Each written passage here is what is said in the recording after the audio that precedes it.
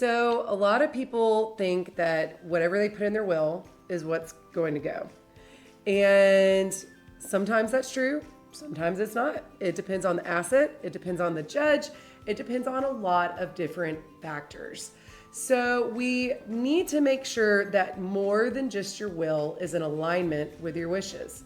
The number one thing that we see happen a lot that can derail an entire estate plan, even if we do a living trust and everything seems to be fully funded into it, it's the beneficiary designations. And so it's so important to align your beneficiary designations and make sure that they coordinate with the rest of your estate plan, whether it be a will or a living trust. So with beneficiary designations, we need to make sure that they are, number one, up to date.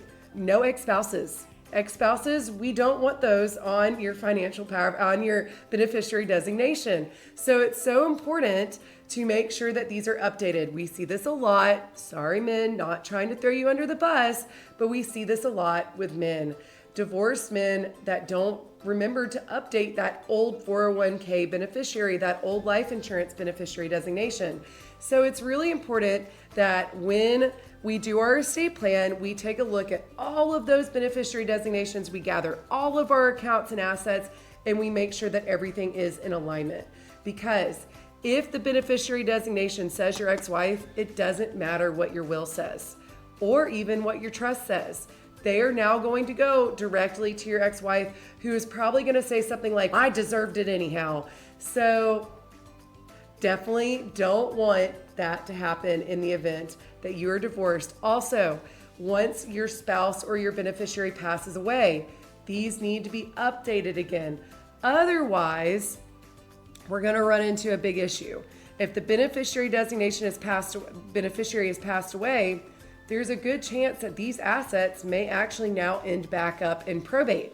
And if it's a qualified account, meaning a retirement account that's pre-tax, 401k, traditional IRA, 403b, when the next beneficiary from the estate inherits it, they're no longer going to get a 10-year stretch on that account to withdraw the money.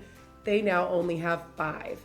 So it is very important to make sure that your beneficiary designations are up to date and in alignment with your estate plan.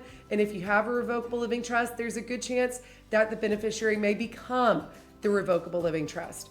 So with all of our clients, we work to make sure that all of these pieces fit together to make a comprehensive estate plan that makes sense after you pass away.